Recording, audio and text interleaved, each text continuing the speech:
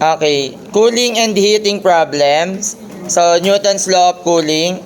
The temperature of the cooling body changes at the rate proportional to the difference between the surface and the ambient temperature. Yung ambient temperature, no, tinatawag din yan na temperature of the surroundings. So, dito, the change in the temperature or the rate of change is directly proportional daw to the difference of the T minus Ts. So, palitan lang natin yung proportionality symbol. Kapag capital T, that's temperature, no? Pagka small t, that's time.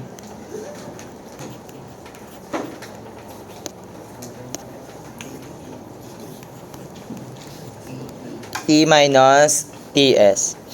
Tapos, again, itong Ts, no, the temperature of the surrounding, constant naman yan, no? So, ang nagbabago natin dyan is, yung mga variable natin dyan is the time T and the temperature T, no? So, variable separable, so dt over T minus Ts is equal to negative kdT. Ayan, simple lang. Again, variable separable. So, again, pwede tayo mag-limits na dito from initial temperature TO to the final temperature. And then, initial time na 0. And then, to the time T.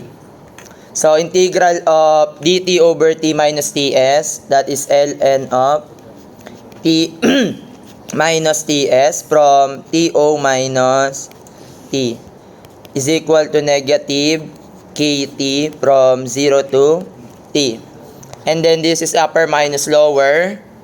So substitute lang natin upper. So t minus ts. This is ln of t minus ts minus ln of to minus ts is equal to negative kt na lang. Kasi from 0, so kt tapos 0 naman to. So, cancel mo na lang yung lower limit.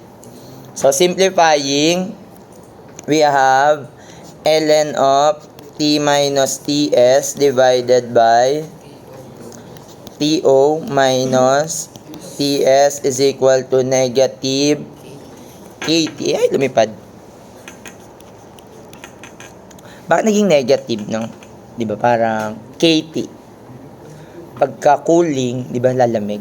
Pagka nagne-negative, pababa ng pababa yung temperature, lumalamig. Pag tumataas, umiinit.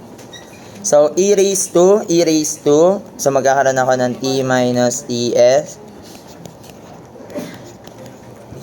E raised to negative kt.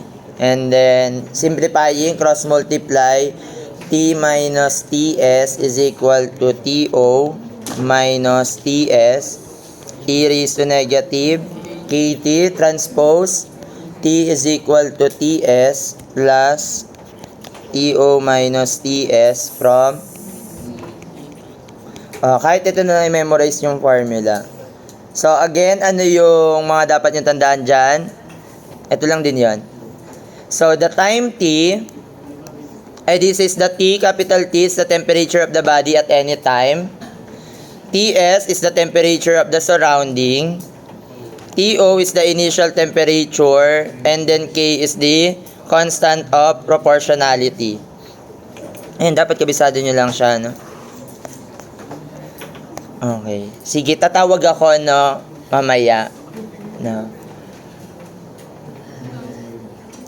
Random pick lang. So, kailangan ma-recite nyo to. No? Yung formula na to. Ito lang. Random naman yan, no? May plus 5 pagka tinawag ko. Kung sino pagka na-recite. May plus C. Bibigyan natin ng plus C.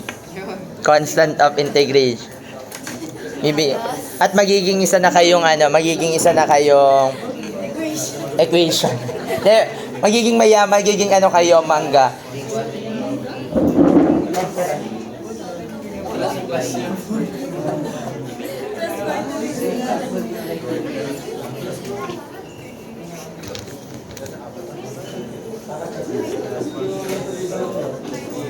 tama ba to? Uy, tama yan. Tama doon.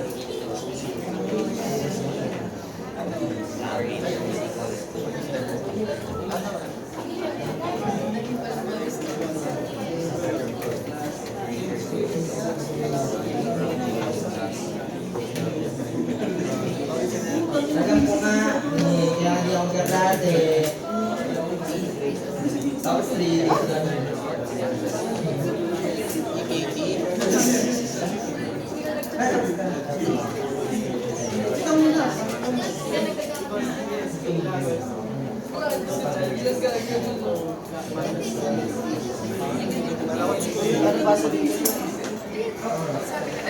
Parang hindi mo na makalimutan ako sa nakakalimutan ko.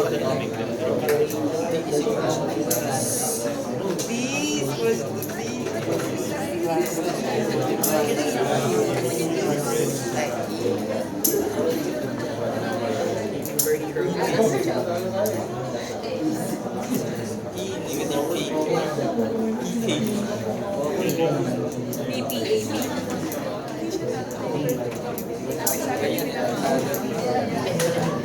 pineapple, ah, weekend.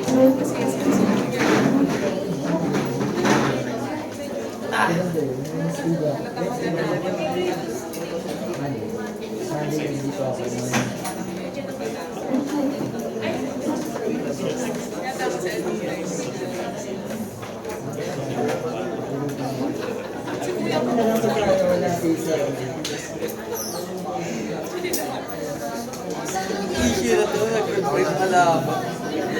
Nilagyan ng pangalan natin.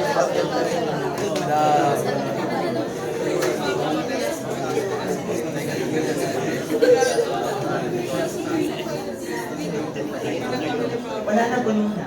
May makita ka ko.